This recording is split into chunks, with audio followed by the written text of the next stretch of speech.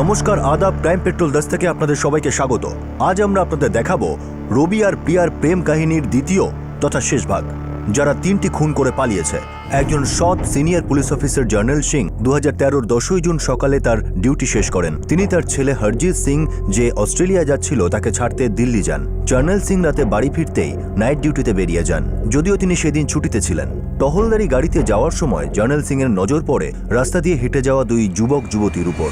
যখন তিনি জানতে পারেন যে তারা দিল্লি যাওয়ার বাস ধরার জন্য যাচ্ছে, তখন তাদের বলেন যে গাড়িতে করে বাস স্টপে ছেড়ে দেবেন। জার্নেলের কিছু সাধারণ প্রশ্নের উত্তর দেওয়ার সময়ই ওই যুবক যুবতী ইতস্তত করতে থাকে, যার ফলে জার্নেল সিং এর তাদের উপর সন্দেহ হতে থাকে। ওই যুবক জার্নেল সিংকে ঘুষ দেওয়ার চেষ্টা করে আর বলে যে তাদের যেন শুধুমাত্র বাস স্টপে ছেড়ে দেওয়া হয়। জার্নেল ঘুষ নিতে অস্বীকার করেন এবং তাদের বোঝানোর চেষ্টা করেন। আর ঠিক সেই সময় তার মনে পড়ে যে ওই যুবক আর কেউ নয়, বরং কনস্টেবল রবি, যাকে পুলিশ ডাবল মার্ডার কেসের জন্য খুঁজছে। জার্নেল কিছু করে ওঠার আগেই রবি ছুরি বের করে জার্নেলের গলায় ধরে। টহলদারি গাড়ির ড্রাইভার রাজেন্দ্র অন্য পুলিশদের সঙ্গে ওয়াকিটকিতে যোগাযোগ করতে সক্ষম হয়, কিন্তু এর মধ্যেই রবি জার্নেলকে ছুরি দিয়ে আঘাত করতে শুরু করে এবং রবি আর প্রিয়া পুলিশের গাড়ি নিয়ে পালিয়ে যায়।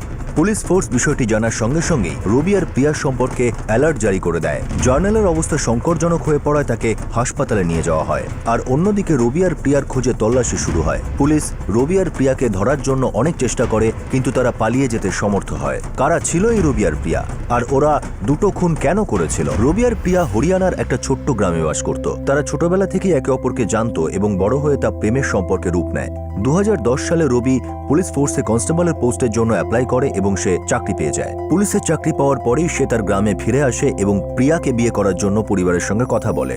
কিন্তু রবির পরিবার যখন প্রিয়ার পরিবার সম্পর্কে খোঁজ খবর নেয়, তখন জানতে পারে যে রবি আর প্রিয়া উভয়েরই পরিবারের গোত্র এক। তারা রবিকে বোঝায় যে এই বিয়ে হতে পারে না, কারণ এক গোত্র হওয়ার মানে হলো তারা সম্পর্কে ভাই বোন হবে। রবি রেগে যায় এবং সে প্রিয়ার বাবা মার সঙ্গে কথা বলে, কিন্তু তারাও তাকে একটা কথাই বলে যে এটা শুধুমাত্র পাগলামো আর এই সম্পর্ক কখনো হতে পারে না। রবি আর প্রিয়া গ্রাম থেকে পালিয়ে যায়। দুই পরিবারের লোকজনই ওদের এই সিদ্ধান্তে ভেঙে পড়ে। শুধুমাত্র দুটি পরিবার নয়, বরং গ্রামের পঞ্চায়েতও ওদের এই সম্পর্ককে মানতে চায় না। পঞ্চায়েত এটা বলে যে এই সম্পর্ককে মেনে নেওয়ার অর্থ হলো সামাজিক রীতির বিরুদ্ধে যাওয়া। পঞ্চায়েত দুটি পরিবারকেই বহিষ্কার করে ততক্ষণ পর্যন্ত যতক্ষণ না রবি এবং প্রিয়া দুজনকে খুঁজে আনা সম্ভব হচ্ছে, আর যেটা হয়েছে সেই ভুলকে শোধরানো হচ্ছে। রবির বন্ধু রাকেশ, যুগল আর রূপেশকে তাদের খুঁজে আনার জন্য দায়িত্ব দেওয়া হয়। প্রিয়ার বান্ধবী রঞ্জনা বলে যে প্রিয়ার পালিয়ে যাওয়ার বিষয়ে সে কিচ্ছু জানে না। রবির পরিবার যখন রবির খোঁজখবর নেওয়ার জন্য তার কর্মস্থলে যায়, তখন তারা জানতে পারে যে রবির দায়িত্বজ্ঞানহীন কাজের জন্য তাকে সাসপেন্ড করা হয়েছে। দুই পরিবারই রবি এবং প্রিয়াকে খুঁজতে শুরু করে। তখন রবির বন্ধু রাকেশ বলে যে সে রবি এবং প্রিয়ার পালানোর বিষয়ে সবকিছু জানত। আর এটা শুনে রবির বাবা খুব রেগে যান। তখন রাকেশ এটাও জানায় যে রবি এবং প্রিয়া আম্বালাতে রয়েছে এবং তারা বিয়ে করে নিয়েছে। রাকেশ আম্বালাতে যায় এবং রবি ও প্রিয়াকে এটা বোঝায় যে দুই পরিবারই তাদের বিয়েকে মেনে নিতে রাজি হয়েছে, আর তাই তাদের গ্রামেই ফিরে যাওয়া উচিত। রবি আর প্রিয়া তাকে বিশ্বাস করে গ্রামে ফিরে আসে, কিন্তু ওরা ফিরতেই প্রিয়াকে ঘরে বন্দি করে দেওয়া হয়। তাদের বিয়েকে অস্বীকার করা হয়। রবি আর প্রিয়াকে একে অপরের সঙ্গে দেখা করতে দেওয়া হয় না। গ্রাম পঞ্চায়েত প্রিয়ার পরিবারকে এই পরামর্শ দেয় যাতে প্রিয়াকে দূরে কোনো গ্রামে বিয়ে দিয়ে দেওয়া হয়। প্রিয়ার বাড়ির লোকজন দীপালপুরের হরিশ কুমারের পরিবারের সঙ্গে এই সম্পর্ক তৈরির চেষ্টা করে। বিয়ের তারিখ ঠিক হয়ে যায়, আর প্রিয়াও তখন বিয়ে করতে রাজি হয়ে যায়। রবি এই কথা শুনে ভেঙে পড়ে। বিয়ের পর প্রিয়া হরিশের সঙ্গে দীপালপুরে চলে যায়। কিছুদিন পর রবিও ডিউটি জয়েন করার জন্য বাড়ি থেকে বেরোয়। রবির পরিবার এটা ভেবে খুশি হয় যে যা কিছু হয়েছে তা রবি স্বীকার করে নিয়েছে। প্রিয়ার পরিবারও এই বিষয়ে খুশি যে কোনো রকম সমস্যা ছাড়াই প্রিয়াকে বিয়ে দেওয়া গেছে। কিন্তু হঠাৎই একদিন রবি প্রিয়ার শ্বশুরবাড়ি দীপালপুরে চলে যায়। সে হরিশ এবং তার মাকে গুলি করে হত্যা করে এবং হরিশের পিসিকেও গুরুতর আহত করে ফেলে। রবি আর প্রিয়া আরও একবার পালিয়ে যায়।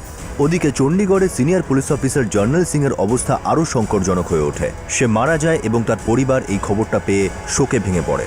এবার তারপর প্রতিটা রাস্তায় নজরদারি বাড়াও আর আমাদের ফোর্সের লোকেদের, ইনফরমারদের সমস্ত জায়গায় ছড়িয়ে দাও। স্যার, হ্যাঁ, জেনারেল স্যার আর নেই। তৃতীয় খুন। এরপরেও যদি ওরা আরো কিছু করে বসে, ওদের আটকাতেই হবে।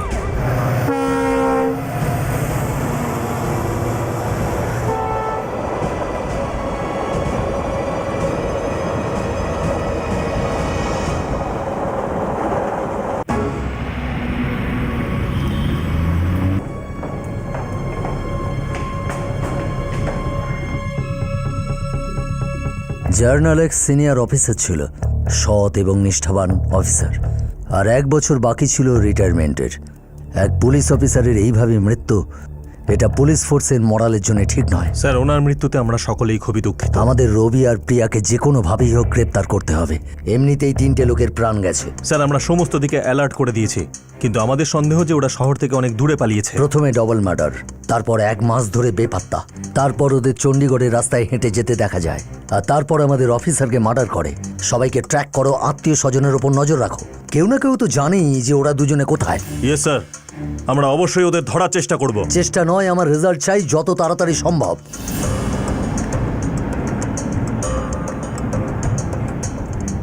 স্যার, প্রিয়ার এক বান্ধবী রঞ্জনা, ওকে কিছু জিজ্ঞেস করব? স্যার, প্রিয়া শেষবার ওরই সাহায্য নিয়েছিল। কিন্তু ওরা দুজন কি আবার ওর সাহায্য নেবে? মাত্র 1 মাস আগেই রবি প্রিয়ার স্বামী হরিশ আর তার মা সুমিত্রাকে হত্যা করেছিল, আর হরিশের পিসিকেও গুরুতরভাবে জখম করে।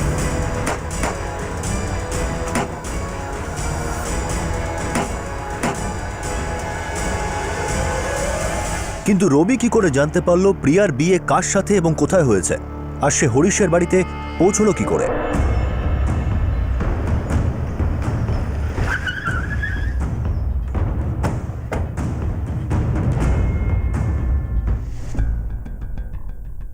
অজয়, পুরো বাড়ির তল্লাশি নাও, দেখো তো বেঁচে আছে কিনা।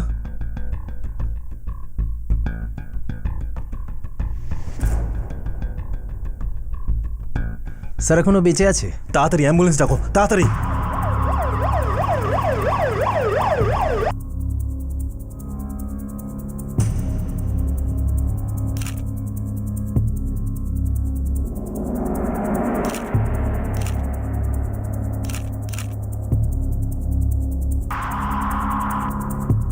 স্যার, গুলির আওয়াজ শুনে তারপরই আমি এখানে আসি। আমি এখানে কাছেই থাকি। গুলিকে চালিয়েছে তা কি কেউ দেখেছেন? না স্যার, কাউকে দেখিনি। স্যার, ঘরের বউ প্রিয়া ঘরে নেই।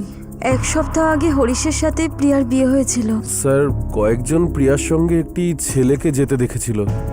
শুনেছি ওই ছেলেটা প্রিয়ার গ্রামেই থাকে।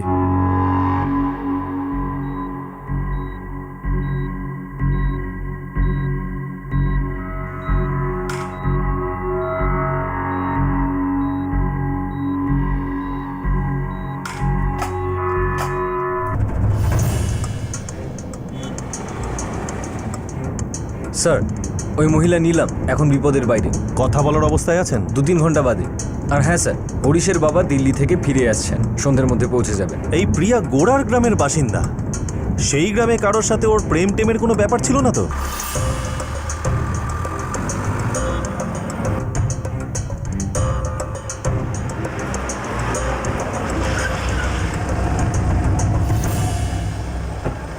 না না, এটা হতেই পারে না। কিন্তু এরকমটাই হয়েছে। কিছুক্ষণ আগে একটা ছেলে হরিশ এবং তার মায়ের ওপর গুলি চালায়, এমনকি ওর পিসির ওপরও গুলি চালিয়েছিল। কিন্তু ওনার ভাগ্য ভালো ছিল, তাই উনি বেঁচে গেছেন। আর এই ঘটনার পর গ্রামবাসীরা প্রিয়াকে একজন ছেলের সাথে পালাতে দেখেছে। প্রিয়া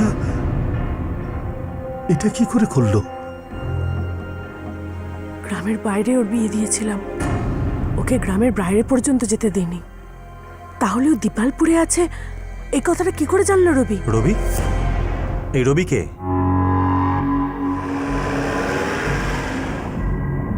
স্যার, রবি একজন পুলিশ কনস্টেবল, চণ্ডীগড়ে পোস্টিং ছিল। ছুটি নিয়ে বাড়ি যায় আর রিপোর্টও করেনি, সেজন্য ওকে সাসপেন্ড করে দেওয়া হয়। এটা কোনো পুরনো চক্কর মনে হচ্ছে।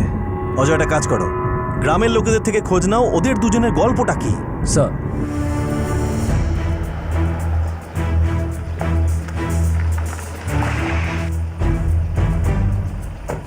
এরমটা হতে পারে না স্যার। ও তো প্রিয়াকে ভুলে গিয়েছিল। ও চণ্ডীগড় যাচ্ছিল ডিউটিতে। হ্যাঁ স্যার, আমাদের তো এটাই বলে গিয়েছিল। ও আপনাদের মিথ্যে বলেছে।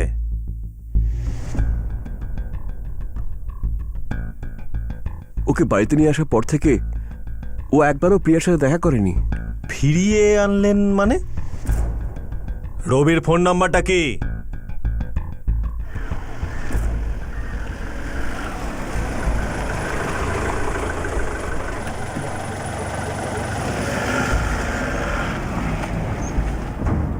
ঠিকই স্যার, পুরনো ঝামেলা। হ্যাঁ, দুই পরিবার রাজি হয়নি হয়তো। হ্যাঁ স্যার, সেই পুরনো গোত্রের মামলা। পরিবারের পঞ্চায়েতের মতানুসারে ওরা দুজন ভাই বোন ছিল, সেজন্যই সবাই বিরোধিতা করে। সেজন্য রবি আর প্রিয়া পালিয়ে বিয়েও করে নেয় স্যার। তাহলে ফিরে আবার এলো কেন? স্যার, রবির এক পুরনো বন্ধু যে রবি আর প্রিয়াকে পালাতে সাহায্য করেছিল, সেই ওদের দুজনকে গ্রামে ফিরিয়ে নিয়ে এসেছিল। আর তারপর গ্রামের লোকজন ওদেরকে আলাদা করে দেয়। আর আমি এটা জানতে পারলাম যে রবিকে না জানিয়েই প্রিয়ার বিয়ে হরিশের সাথে করে দেওয়া হয়েছিল, তাও আবার গ্রাম থেকে অনেক দূরে। কিন্তু আমার মনে হয় রবি এই ব্যাপারে সবকিছু জানতো, কিন্তু কিভাবে? স্যার, রবির কিছু বন্ধু আছে, তাদের মধ্যে একজন রবিকে গতবার পালাতে সাহায্য করে। হতে পারে তাদের মধ্যে কেউ সাহায্য করেছে। ডাকো সবাইকে। আর এই নাও, এটা রবির মোবাইল নাম্বার। নাম্বারটা ট্র্যাকিংয়ে দিয়ে দাও। জানা তো যাক যে রবিকে সাহায্যই বা কি করছে।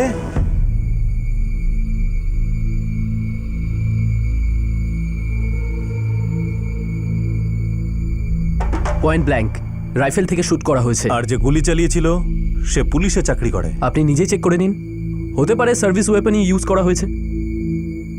আর একটা কথা, এই দুজনার রক্তে ঘুমের ওষুধের খুবই হাই ডোজের নমুনা পাওয়া গেছে। হতে পারে এটা একটা পূর্ব পরিকল্পিত মার্ডার। আর হরিশের পিসি যে এখনো বেঁচে রয়েছে, তার ব্লাড থেকেও স্লিপিং পিলসের হাই ডোজের নমুনা পাওয়া গেছে।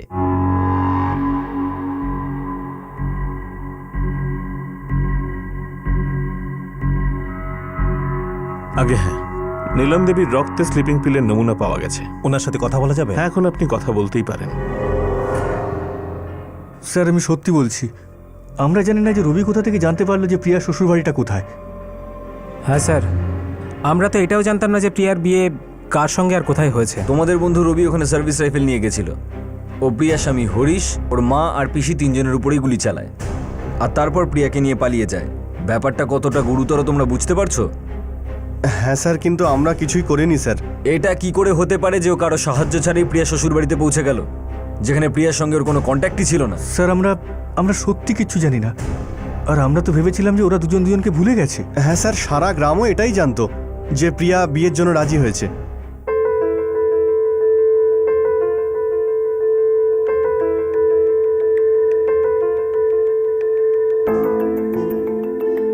আমাদের বড়দের মাঝখানে বসে থাকলে তোমরা হয়তো একে অপরের সঙ্গে কথা বলতে পারবে না। যাও বাবা, বাইরে বসে কথা বলে নাও।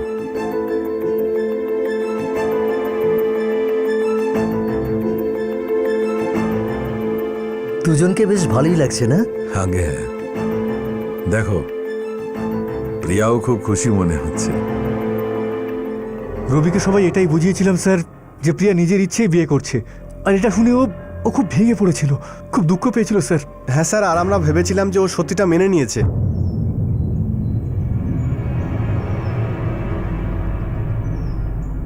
রবি, কপাল না থাকলে না কিছু পাওয়া যায় না রে। সত্যিটা কখনো বদলায় না রবি। সত্যি এটাই যে তুই ভাগ্যের লেখা মেনে নে আর ওকে ভুলে যা। হতে পারে, তোরা যেটা বলছিস সেটাই ঠিক।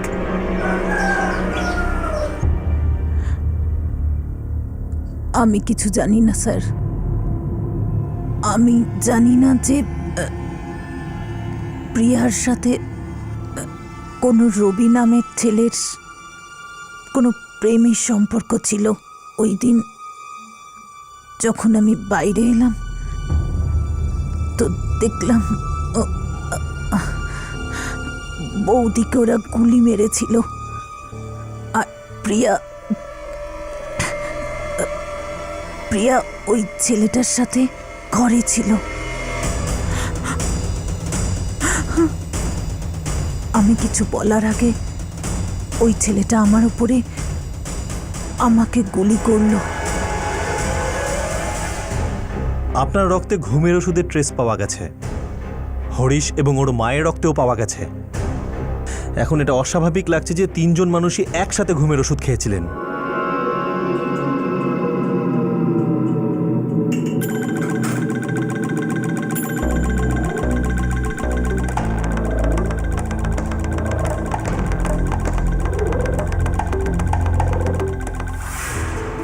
মা,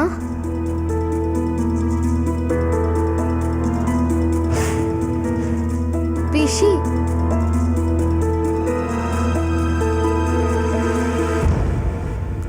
জানি না স্যার, তাহলে কি সত্যি প্রিয়াই এসব করেছে? সকালবেলার চায়ে ওই তাহলে ওষুধ মিশিয়েছিল?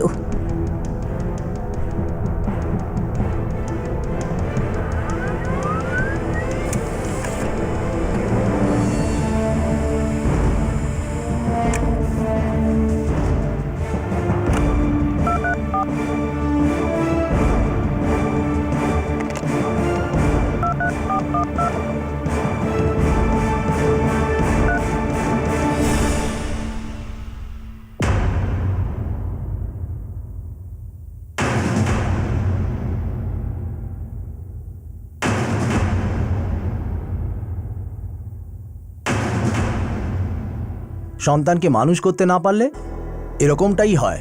আমি তো অনেক চেষ্টা করেছি, মেয়ের বিয়েও দিয়ে দিয়েছি, সেটাও অনেক দূরে। আর আর খুব কম লোকই জানতো যে আমরা ওর বিয়েটা কোথায় দিচ্ছি।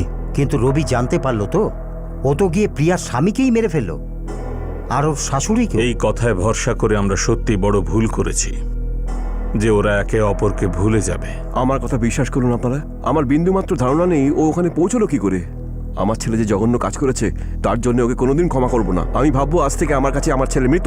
আমার মেয়েও আমার কাছে মরে গেছে। এর থেকে একটা বিষয়ই শেখার, সময় পাল্টেছে। আমাদের ছেলে মেয়েদের গায়ে নতুন যুগের হাওয়া লাগছে, চারিদিকে এই রোগ ছড়িয়ে পড়ছে। আমাদের ঐতিহ্য, আমাদের সম্মান সব ধুলোয় মিশছে। এটাকে আটকাতে হবে।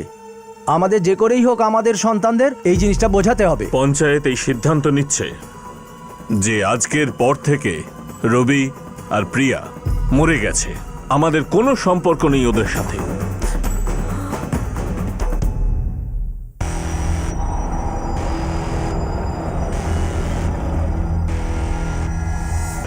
রবি, এভাবে কতদিন পালাবো? যতক্ষণ পালাতে পারবো। আমাদের তো এখন কোনো বাড়িও নেই যেখানে আমরা ফিরে যাব।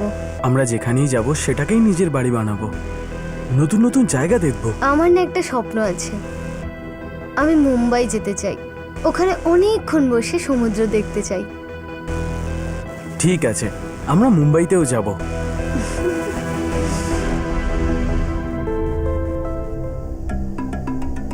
স্যার, রবির সেলফোন 4 মে থেকে বন্ধ, যেদিন ও বাড়ি থেকে বেরোয়।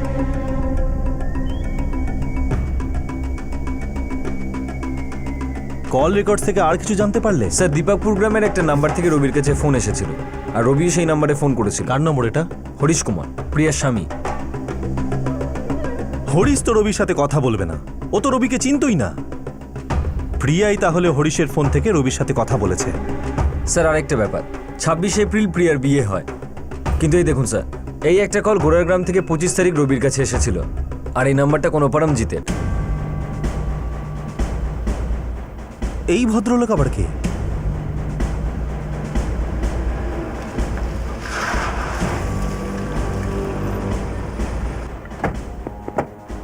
আমার ফোন থেকে রবিকে ফোন? কিন্তু আমি ওকে কেন ফোন করব? এখন এই ব্যাপারটা তো আপনিই জানেন, কারণ কলটা আপনার ফোন থেকেই হয়েছিল।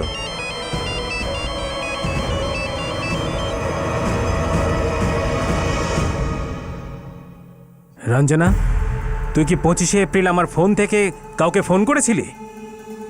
প্রিয়ার বিয়ের একদিন আগে।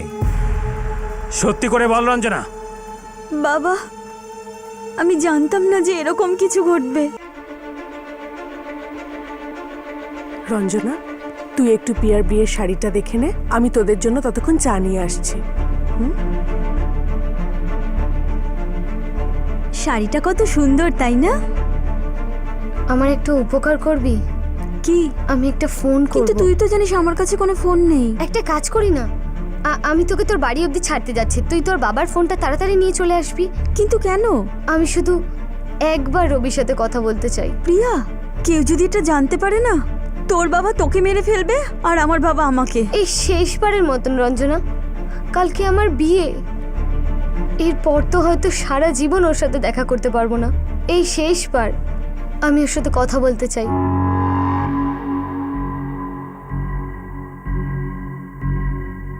সবকিছু ঠিক লিখে নিয়েছো? 3 রকম জিনিস থাকবে, বুঝতে পেরেছো তো? প্রিয়া, কোথায় যাচ্ছিস? কোথাও না বাবা, এই একটু বাইরে যাচ্ছি। রঞ্জনা ওর বাড়ি থেকে কিছু চুড়ি দেখাবে, ওইটাই দেখতে যাচ্ছি। আচ্ছা আচ্ছা, তাড়াতাড়ি চলে আসবি। হ্যাঁ বাবা, এক্ষুনি আসছি।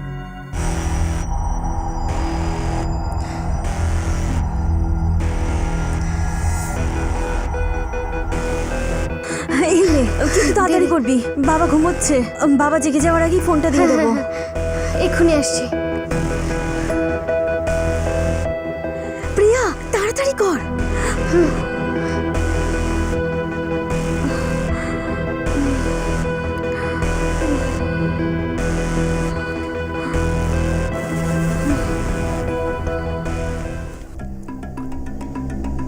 প্রিয়া এটাই বলেছিল যে ও শেষবারের মতো কথা বলবে। আমি বুঝতে পারিনি যে ওই সব করবে। এক মিনিট। রঞ্জনা, এর আগে কতবার তুমি প্রিয়াকে হেল্প করেছো? আমি তোমাকে জিজ্ঞাসা করছি, কতবার? ফোন প্রথমবার দিয়েছিলাম স্যার, কিন্তু তার আগে আমার হাত দিয়ে ও রবিকে চিঠি পাঠাতো। ওই আমাকে বলেছিল রবিকে ওর বিয়ের কথাটা বলার জন্য। প্রথমে করেছিলাম, তারপর ভয় পেয়ে যাই, বন্ধ করে দিয়েছি চিঠি দেওয়া। স্যার, মার্ডার ওয়েপন একটা সার্ভিস রাইফেল ছিল, যেটা রবিকে ইস্যু করা হয়েছিল। এটা সার্ভিস রাইফেলেরই গুলি, এতে চিহ্নও আছে। এর মধ্যে কোনো ভুল নেই যে এটা আর্মারির। এটা কি করে হতে পারে? রবিকে রাইফেল স্যাংশন করা হয়নি, আর গুলিও। ও সাসপেন্ড হয়ে গিয়েছিল। স্যার, রবি 5ই মে 2013-তে পুলিশের আর্মারি থেকে রাইফেলটা নিয়েছিল। তারপর বাড়ি যায় আর সেখান থেকে চণ্ডীগড় যায়, আর সেখান থেকে খুনের জায়গায়। কিন্তু স্যার, একটা কনফিউশন আছে। সার্ভিস রুলস অনুযায়ী ডিউটি লিস্ট চেক করে তবেই রাইফেল হাতে দেওয়া হয়, কিন্তু রবি তো সাসপেন্ড ছিল। মানেটা খুব সহজ অজয়, ওখানেও কেউ রবিকে সাহায্য করেছিল।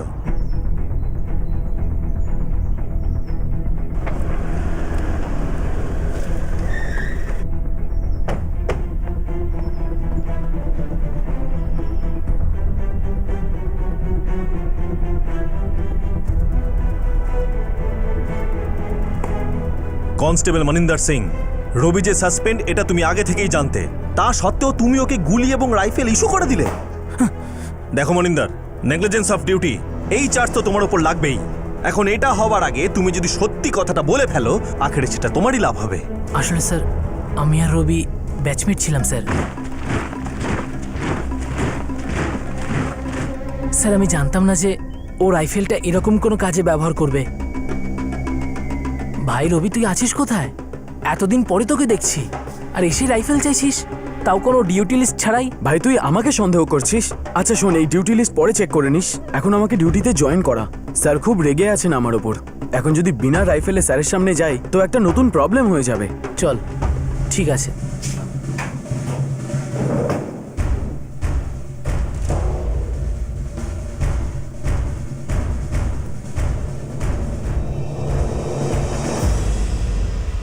থ্যাঙ্কস ভাই। দেখা করিস, উধাও হয়ে যাস না আবার। স্যার, আমি জানতাম না। স্যার, আমি জানতাম না। ভগবানের দিব্যি খেয়ে বলছে ওরকম কিছু করবে। পুরো ব্যাপারটাই খুব ভালোভাবে প্ল্যান করা হয়েছিল। প্রথমেই ওরা দুজন গ্রাম থেকে পালাতে চায়নি। স্যার, তার মানে প্রিয়াই নিজের স্বামী, শাশুড়ি আর পিসি শাশুড়িকে ঘুমের ওষুধ খাওয়ায়, যাতে এরা যখন পালায় তখন যেন কেউ আটকাতে না পারে। আর তারপরেই রবি এসেই সবার উপর গুলি চালিয়ে দিয়েছিল। অজয়, একটা কাজ করো, এই দুজনের নামে রেড অ্যালার্ট জারি করো, সেটা প্রত্যেক স্টেটে পাঠিয়ে দাও। এরা দুজন যেন কোনো অবস্থাতেই পালিয়ে বাঁচতে না পারে। স্যার,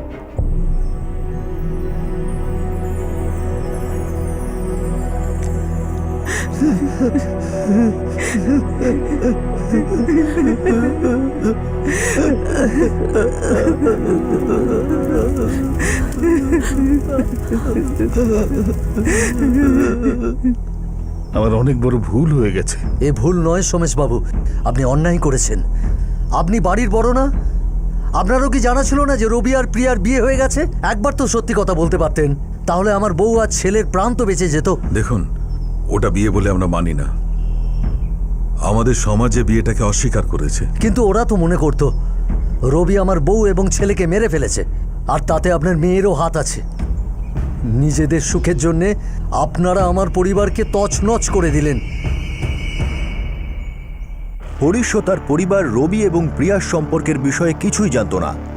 এক পরিবারের সম্মান রক্ষার চেষ্টায় অন্য পরিবারকে তার মূল্য চোকাতে হলো, যারা এই প্রেম কাহিনীর বিষয়ে কিচ্ছু জানতো না। পুলিশ পুরো 1 মাস ধরে রবি ও প্রিয়াকে গ্রেফতার করার চেষ্টা করতে থাকে, কিন্তু কিছুতেই তা সম্ভব হয় না। আর তারপর রবি আর প্রিয়াকে হঠাৎই দেখা যায় চণ্ডীগড়ে, যেখানে ওরা আরও একবার এক নির্দোষ পুলিশ অফিসার জর্নেল সিংকে হত্যা করে, যে কিনা একজন সৎ আর নিষ্ঠাবান অফিসার ছিলেন।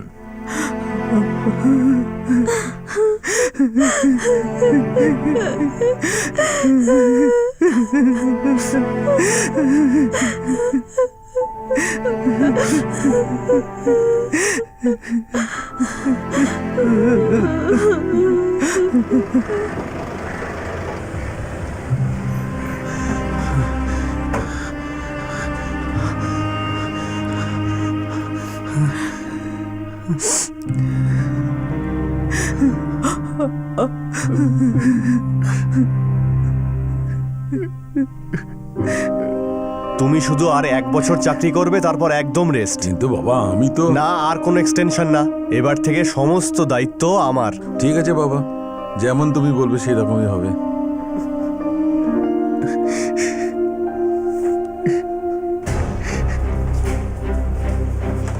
স্যার, রবি স্যালারি অ্যাকাউন্ট সিল করে দেওয়া হয়েছে। ওর অ্যাকাউন্ট থেকে লাস্ট ট্রানজাকশন কবে হয়েছিল?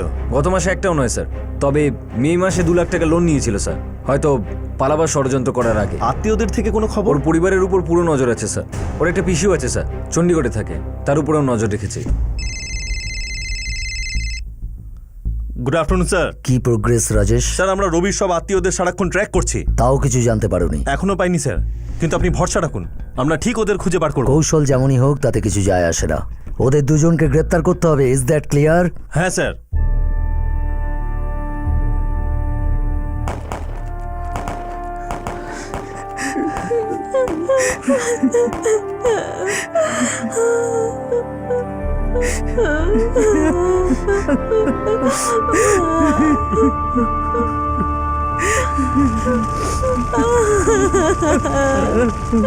জর্নেল সিং এর অন্তিম সংস্কার রাষ্ট্রীয় মর্যাদার সঙ্গে করা হলো। পুরো পুলিশ ফোর্স তাদের একদিনের বেতন জর্নেল সিং এর পরিবারকে ডোনেট করলো। পুলিশ ফোর্সে জর্নেল সিং এর খুবই সম্মান ছিল, কিন্তু তার হত্যাকারীদের এখনো পুলিশ ধরতে পারেনি। ওদের ব্যাংক অ্যাকাউন্ট, আত্মীয় স্বজন সবার উপর নজর রাখা হচ্ছিল, কিন্তু তবুও জানতে পারা যাচ্ছিল না যে রবি আর প্রিয়া কোথায় আছে। রবি নিজে একজন পুলিশ কনস্টেবল ছিল, তাই সে পুলিশকে ধোঁকা দেওয়ার সব রকম পথ অবলম্বন করছিল, কিন্তু সেটা কতদিন পর্যন্ত? ফোন কখন এসেছিল? কাল রাতে স্যার। কোথা থেকে? মানানা গ্রাম।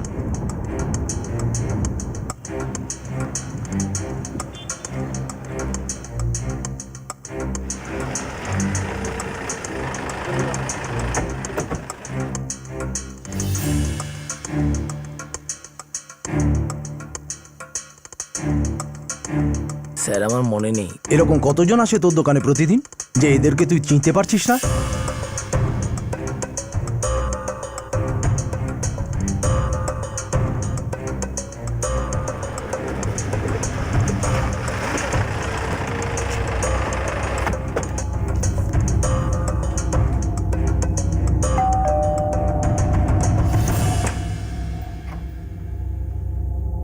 শিলা দেবী? হ্যাঁ বলুন। আপনি রবি কুমারের পিসি? Welcome to Beeton world. How may I assist you? নতুন ফ্ল্যাটের জন্য একটা স্ট্যান্ড ফ্যান আর কুলার নেব। এই পচা গরম থেকে একটু স্বস্তি চাই। বাজার চলতে সব ব্র্যান্ড তো আর ভরসাযোগ্য নয়। তার জন্য তো আমাদের ফ্যান আছে, all purpose bullet table fan, ceiling fan. আমাদের সিলিং ফ্যান কিন্তু 30 মাসের ওয়ারেন্টি সহ পাওয়া যায়। আছে ফারাটা 2 বছরের ওয়ারেন্টি, 17 থেকে 20 মিটার এয়ার ফ্লো, মধ্যবিত্তের সাধ্যের মধ্যে একমাত্র ভরসাযোগ্য ব্র্যান্ড বিটন। আমাদের কুলারের কিন্তু অনেক range, 45 litres, 50 litres, 70 litres, 90 litres, 110 litres. Honeycomb সহযোগে বিটনের সব কুলারের ওয়ারেন্টি 1 বছর। চেনা হাওয়ায় অচেনা অনুভূতির জন্য একমাত্র আদর্শ বিটন। গরমে স্বস্তি পেতে বিটনের ফ্যান হোক বা কুলার, আজই আনুন বাড়িতে। Beeton, digitally yours.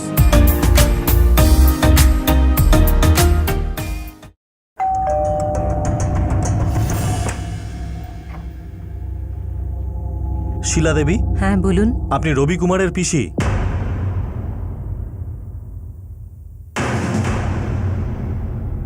কাল রাত্রি 9:30টার সময় রবি মানানা গ্রাম থেকে আপনাকে ফোন করেছিল। দেখুন শিলা দেবী, রবি আর প্রিয়া 3-3টে খুন করেছে। ওদের বিরুদ্ধে রেড অ্যালার্ট আছে, আর যারাই ওদের বাঁচানোর চেষ্টা করবে তারাই কিন্তু ওদের দোষের অংশীদার হয়ে যাবে। ও সাহায্যের জন্য আমাকে ফোন করেছিল, ওর টাকার দরকার ছিল, কিন্তু আমি বারণ করে দিই। আমি নিউজ পেপারে খবর পড়ে নিয়েছি স্যার। পিসি, আমার কিছু টাকার দরকার, তুমি আমাকে একটু হেল্প করো প্লিজ। রবি, আমি কাগজে যা পড়লাম সব সত্যি? তুই একজন পুলিশকেও মেরেছিস? পিসি, ভুল করে হয়ে গেছে, আমি জেনে শুনে কিছু করিনি। রবি, তুই কেন এরকম করছিস বাবু? হ্যাঁ, একটা মেয়ের জন্য কি পাগল হয়ে গেলি? প্রথমে তুই দুটো মানুষকে মেরে ফেললি, আর এখন আর একটা। তুই কতদিন পালিয়ে বেড়াবি? পিসি, আমার এখন টাকার দরকার, তুমি টাকা দেবে কিনা সেটা বলো। তুই আছিস কোথায়? এটা আমি বলতে পারবো না, তুমি আমার হেল্প করবে কিনা বলো। না, তুই নিজেকে পুলিশের হাতে তুলে দে, বুঝলি? বিশ্বাস করুন স্যার, আমি জানি না রবি কোথায়। রবি যদি ঘুরিয়ে আবার ফোন করে তাহলে আপনি বলবেন যে আপনি ওকে সাহায্য করবেন, দেখা করার জায়গাটাও ঠিক করবেন, তারপর সোজা আমাদেরকে ইনফর্ম করবেন। ঠিক আছে।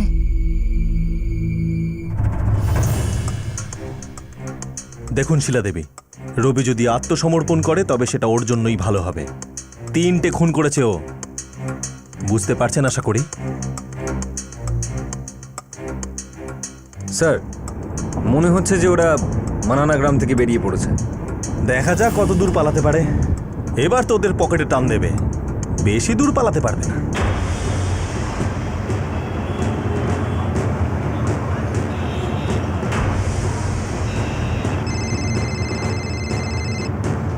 পিআই রাজেশ কুমার বলছি, কে বলছেন? স্যার, কনস্টেবল নিতিন গুপ্ত বলছি, দিল্লি থেকে।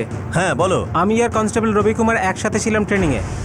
এখন কোথায় আছে তুমি জানো? ও আমার বন্ধু, কাল রাতে ও আমাকে ফোন করেছিল, সাহায্য চাইছিল, কিন্তু আমি জানতাম যে চণ্ডীগড় পুলিশ ওকে খুঁজে বেড়াচ্ছে। কোথায় আছে এখন?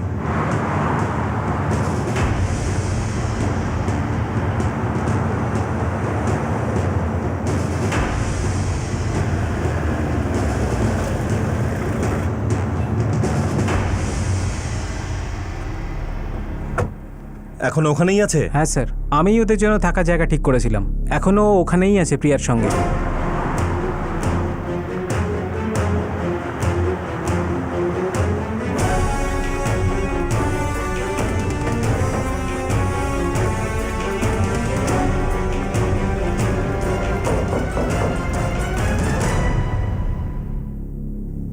কে? রবি, আমি নিতিন। হ্যাঁ দাঁড়া, আসছি।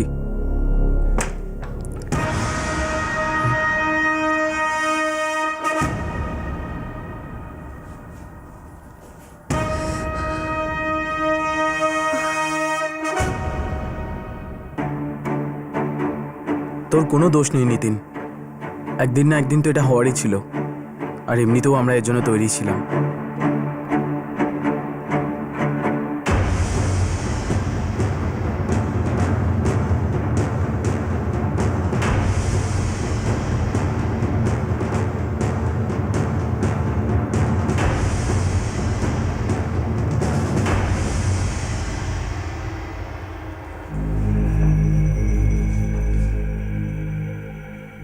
স্যার, আমি আমার সব দোষ স্বীকার করছি, শুধু একটাই প্রার্থনা। তুই কি মনে করিস এটা কোনো গেস্ট হাউস যে আমি তোর অনুরোধ রাখার জন্য বসে আছি? স্যার, আসলে প্রিয়া প্রেগনেন্ট।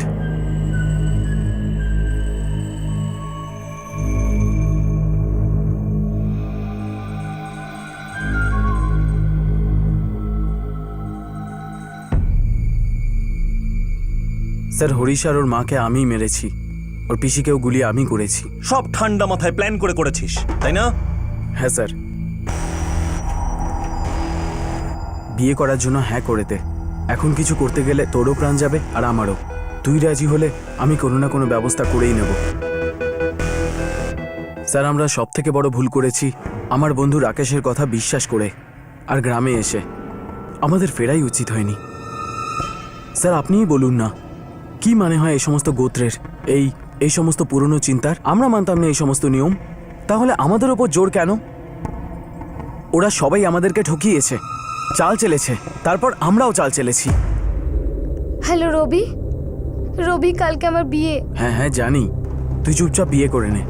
তুই পাগল হয়ে গেছিস? আমাদের বিয়ে হয়ে গেছে। আরে দেখ প্রিয়া, বুদ্ধির সাথে কাজ কর, এমন ভাব কর যেন আমি কিচ্ছু জানি না, আর তুইও রাজি। বিয়ে কর আর শ্বশুর বাড়ি চলে যা, তার 2-4 দিন বাদে গিয়ে আমি তোকে নিয়ে আসবো। আর তারপর? আর তারপর কি, আমরা দুজনে সব সময়ের জন্য একসাথে থাকবো, বুঝলি? হরিশ আর ওর মা, ওরা তো দুজন কোনো দোষ করেনি। তোরা দুজন পালাতে চেয়েছিলি তো পালিয়ে যেতিস। তুই তো আগেও পালিয়েছিলি, তাহলে ওদের দুজনকে মারতে গেলি কেন?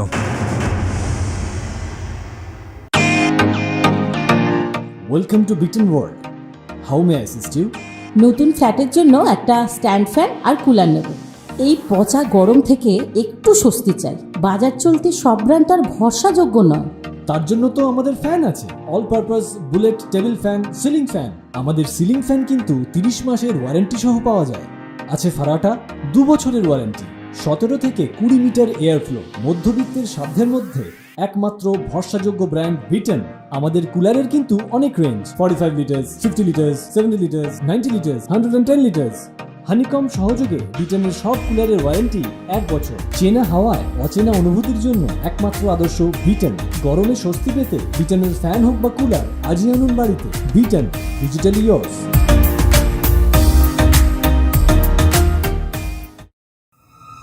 হরিশ আর ওর মা, ওরা তো দুজন কোনো দোষ করেনি। তোরা দুজন পালাতে চেয়েছিলি তো পালিয়ে যেতিস। তুই তো আগেও পালিয়েছিলি, তাহলে ওদের দুজনকে মারতে গেলি কেন? জানি না স্যার, স্যার সত্যিই কিছু জানি না। আমরা আমাদের জীবনে বাঁচার অধিকার পাচ্ছিলাম না, আমাদের জোর করা হচ্ছিল, তাই কিছু বুঝতে পারিনি কোনটা ঠিক কোনটা ভুল। যেটা ভালো মনে হলো সেটাই করলাম।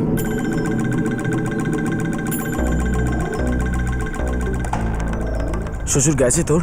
হ্যাঁ, 1 সপ্তাহ পরে আসবে। এই ঘুমের ওষুধগুলো আমি কাল দুপুরে আসবো, তুই তৈরি থাকবি। ঠিক আছে।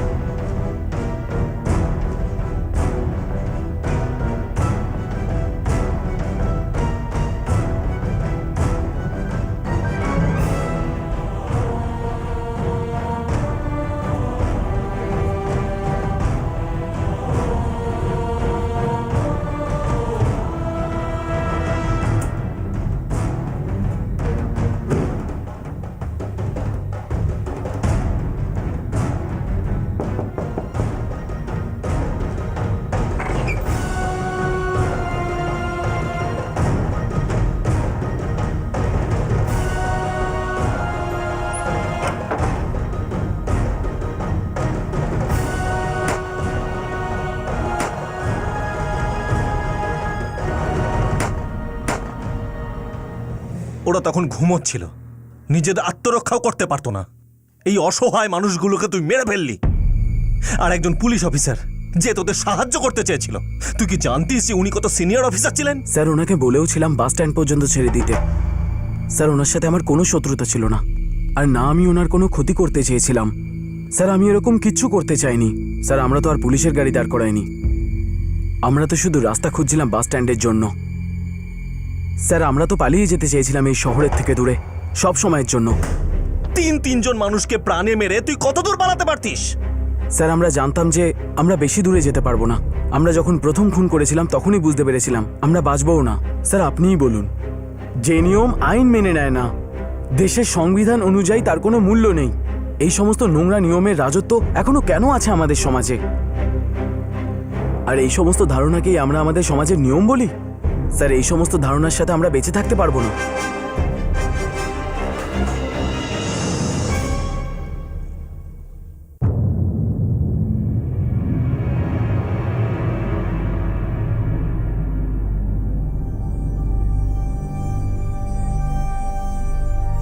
মেয়েটা মিথ্যে কথা বলছে না, ও সত্যিই প্রেগন্যান্ট।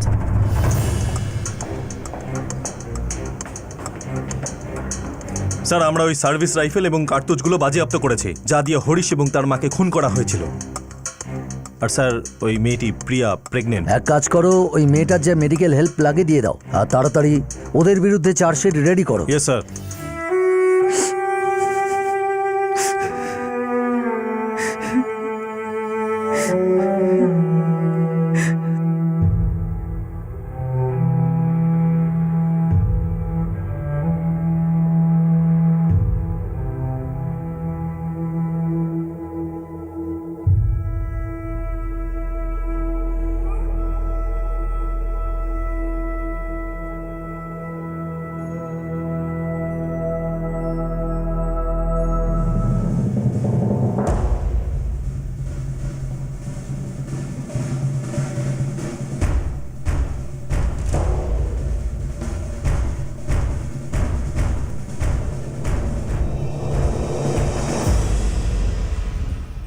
রবি আর প্রিয়া এই মুহূর্তে পুলিশ হেফাজতে আছে আর তাদের দুজনের বিরুদ্ধে আইপিসির বিভিন্ন ধারায় চার্জ ফাইল করা হয়েছে। 302 ধারায় হত্যার জন্য, 307 ধারায় হত্যার চেষ্টার জন্য, ধারা 409 criminal breach of trust by public servant, ধারা 186 অর্থাৎ কোনো পাবলিক সার্ভেন্টকে তার কর্তব্য পালনে বাধা দেওয়া, ধারা 333 অর্থাৎ কোনো পাবলিক সার্ভেন্টের উপর কর্তব্যরত অবস্থায় জেনে বুঝে হামলা করা আর তাকে গুরুতর আঘাত করা, ধারা 397 অর্থাৎ চুরি আর ডাকাতির সময় কারো উপর প্রাণঘাতী হামলা করা আর যার ফলে কারো প্রাণ যাওয়া, আর অস্ত্র আইনেও ওদের বিরুদ্ধে চার্জ ফাইল করা হয়েছে। পুলিশ হাইকোর্টে আবেদন করেছে যে এই কেসটাকে ফাস্ট ট্র্যাক কোর্টে যেন পাঠানো হয়। হাইকোর্ট সেই আবেদন মঞ্জুর করেছে আর এই কেসের শুনানি খুব দ্রুতই শুরু হয়ে যাবে আর খুব দ্রুতই কোর্ট ফয়সালা শোনাবে। জার্নেল সিং এর ছেলে হরজিৎ, যে কিনা অস্ট্রেলিয়ায় যাচ্ছিল, ফ্লাইট স্টপ ওভারে যখন সে তার ফোন অন করে তখন সে তার বাবার সংকটজনক অবস্থার কথা জানতে পারে। সে দ্রুত ফিরে আসে। রবি আর প্রিয়াকে তাদের কৃতকর্মের ফল ভুগতে হবে তাতে কোনো সন্দেহ নেই, কিন্তু তাদের প্রেম কাহিনী কিছু প্রশ্ন তুলে দিয়ে যায়, যা 3 নির্দোষ ব্যক্তির প্রাণ নিয়েছে। এই অপরাধ থেকে আটকানো যেত না? কেন এই অপরাধের আভাস শুনেও এড়িয়ে যাওয়া হয়েছিল? আমাদের সামাজিক রীতি, আমাদের পরম্পরার এটা কি ধরনের গোড়ামি যাতে এর সামনে মানুষের নিজের জীবনের, নিজের আবেগের কোনো দাম নেই? যারা ক্ষমতায় রয়েছে তারা কি এই মধ্যযুগীয় রীতির বিরুদ্ধে কোনো পদক্ষেপ নিতে পারে না? অপরাধকে আটকানোর জন্য আইনের পথ ধরে আমরা কি আরেকটু সংবেদনশীলতা দেখাতে পারি না? এই বিষয়ে চিৎকার চেঁচামেচি না করে যে অপরাধ কিভাবে হয়েছে আর সেটা কিভাবে দেখানো হয়েছে, যাদের উপরে আইনকে রক্ষা করার দায়িত্ব রয়েছে, তারা এই ধরনের মানসিকতার লোককে কেন রক্ষা করেন? কেন আটকানো যাবে না এই ধরনের পঞ্চায়েতকে? যদি প্রশাসন এই ধরনের রীতি কুপ্রথাগুলোর পায়ে বেড়ি পড়াতে না পারে, যার ফলে প্রাণ পর্যন্ত চলে যায়, তাহলে আমরা কি কথা বলবো অপরাধ আটকানোর বিষয়ে? আমাদের রাজনৈতিক নেতারা, তা সে যে কোনো দলেরই হোক, যাদের আমরা ভোট দিয়ে জিতিয়ে ক্ষমতার অলিন্দে পৌঁছে দিই, তারা এই কুপ্রথার বিরুদ্ধে পদক্ষেপ নেওয়ার বদলে চুপচাপ থাকতেই পছন্দ করেন। যাদের প্রতিবাদ করার কথা তারাই যদি চুপ থাকে, তাহলে আমরা কোন প্রশাসনের কথা বলছি? কার কাছে আশা করছি? আপনাদের সাথে আবার দেখা হবে ক্রাইম পেট্রোল 10 থেকে আরও একটা নতুন কেস নিয়ে। ততক্ষণ নিজের খেয়াল রাখবেন, সুরক্ষিত থাকবেন, আর মনে রাখবেন, একটা সুন্দর আর স্বতন্ত্র সমাজ গড়তে গেলে আমাদের পিছিয়ে পড়া মধ্যযুগীয় প্রথার ঊর্ধ্বে উঠতে হবে। জয় হিন্দ।